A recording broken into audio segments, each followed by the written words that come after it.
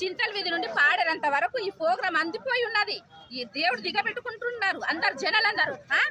ఇక్కడే కాదు పండగ, అన్ని విలేజ్ లో కూడా జరుగుతుంది.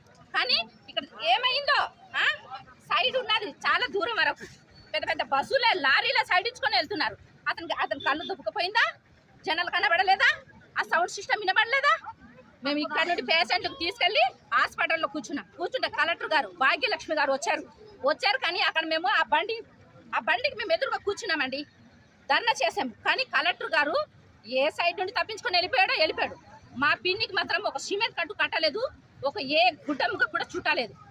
మేమే కట్టి అంబులెన్స్ ఎక్కించాము హాస్పిటల్కి. ఇప్పుడు వాళ్ళు పడి ఉన్నారు హాస్పిటల్లో కూడా. ఆ కేజెస్లో కూడా ఏ ట్రీట్మెంట్ జరగలేదు మా పిన్ని గారికి.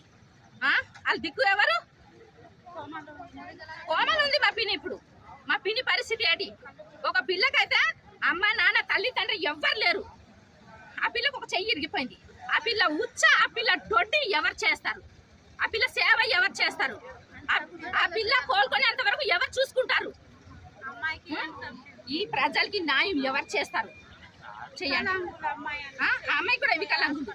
ఆ అమ్మాయికి ఒక పెన్షన్ లేదు, ఒక ఆధార్ కార్డు అంటూ లేదు. ఆ పిల్లకి పెన్షన్ కూడా లేదు. ఆ పిల్లకి ఆ పిల్ల పరిస్థితి ఏంటి?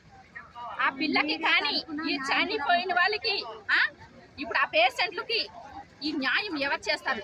మీ మీడియా తరఫున అయినా సరే చెయ్యాలా? మాకు రాత్రి నుండి తిండి లేదు, పచ్చి మంచినీళ్ళు లేదు, టీ లేదు. అలాగే రోడ్డు మీద కూర్చున్నాం. మేమైతే మనుషులా లేకపోతే కుక్కలా? మేమైతే జంతువులా? మేము కూడా అందరికి లాగా మేము ఓట్లు వేయాలంటే వేస్తున్నాము. అక్కడ ధర్నాకి రమ్మంటే వెళ్తున్నాము. మేము అన్ని విషయాలు మేము పట్టించుకుంటున్నాము. మేమైతే పట్టించుకోలేదా?